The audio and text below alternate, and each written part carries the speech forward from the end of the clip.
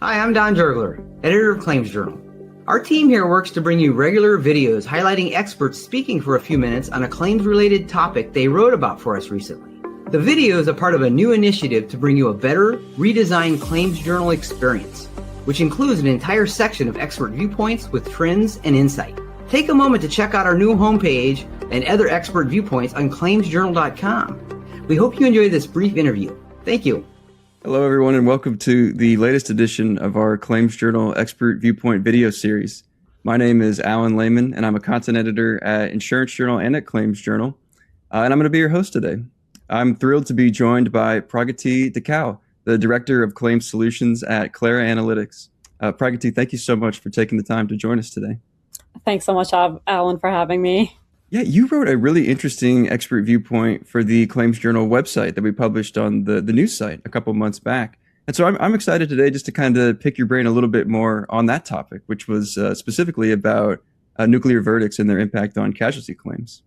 Right. Yeah, excited to be doing this and talking a little bit more about the article. Yeah, absolutely. Well, yeah, I think just to start off to maybe like set the scene and give us some good background, I'd love if you could maybe just define nuclear verdict and tell us why they've become more common in recent years.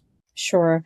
So I think nuclear verdicts are essentially an outsized jury award, or what you may call a runaway jury verdict that kind of greatly exceeds economic damages. And so it's largely driven by non-economic or punitive damages.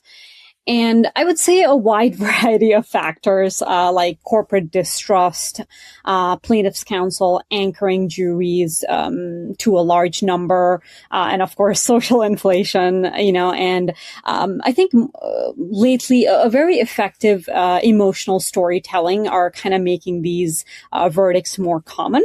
And we're also seeing an increased and I would say a sustained pattern where juries have a greater willingness to punish basically perceived misconduct rather than just compensate the plaintiff for their losses. It checks out. I mean, it sort of lines up with our reporting and what we found too. I mean, it seems like there's so many factors, right, that lead into these verdicts. Yeah, definitely. I mean, it has to be a perfect storm, essentially, for a nuclear verdict to occur. Yeah. I thank you for laying all that out and giving us, I think, a good framing, I guess, as we go through these questions here. Right. I wanted to ask you, do you have any numbers or data that you can share that show how these verdicts are impacting insurers?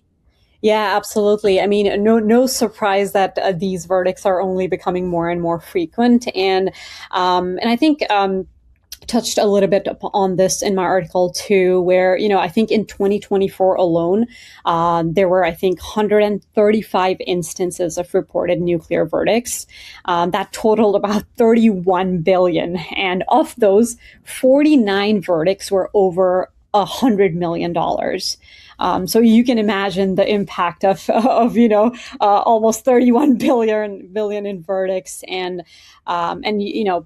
there's also latest research that shows that over the last decade, we're seeing almost a 57% increase in liability claims. So naturally, carriers and self-insureds, they're under a lot of pressure that directly translates to underwriting strain.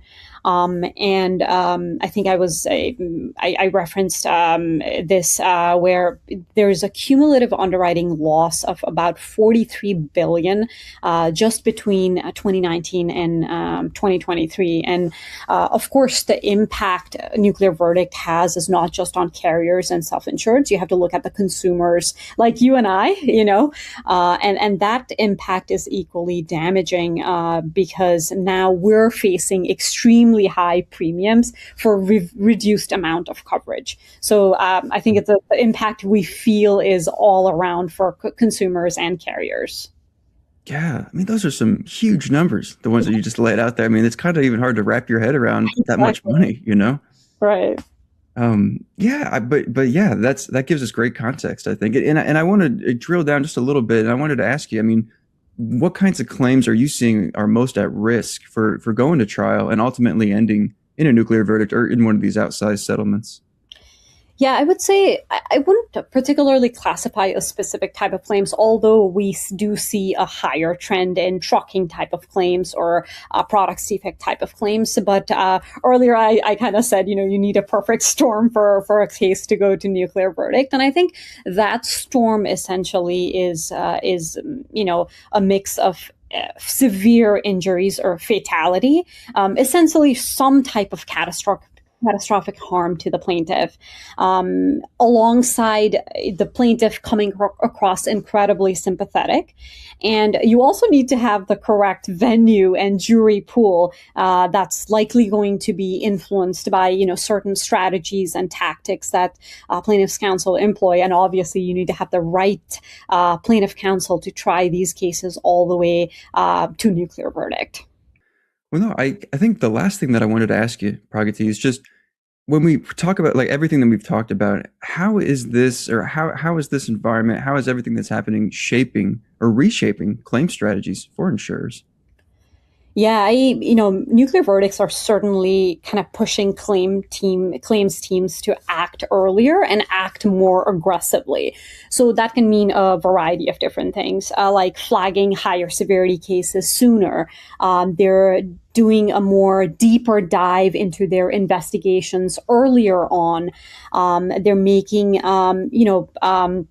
they're basically taking faster data-driven settlement decisions to avoid these runaway jury risk, And I think there's also, we're seeing a much more stronger and closer collaboration with defense counsel. And I would say a tighter coordination with underwriting and risk control. So I think claim strategy is kind of shifting away from reactive handling to more of front-loaded risk mitigation. Yeah, certainly a lot of moving parts, and it seems like a sort of a big shift in the way that things have worked for a long time. Yeah, I mean, definitely. I think the whole idea is to get in front of these high severity claims before they kind of spiral out of control. So the idea is you try to stay in control of these claims as much as possible and move away from that reactive claims handling and move towards a more proactive, investigative approach. Absolutely. Well, Pragatee, I thank you so much just for coming on and sort of outlining everything that you have. I think you've given some great insights and some great information for our viewers. Of course, Alan. It was a pleasure talking to you today. Yeah, well, thank you. And also just thank you to everybody who tuned in to watch today's interview. We encourage you to watch all of our video interviews like this on the insurancejournal.tv website, and also read all of our written expert viewpoints on the Claims Journal news site. We want to thank everybody again, and take care.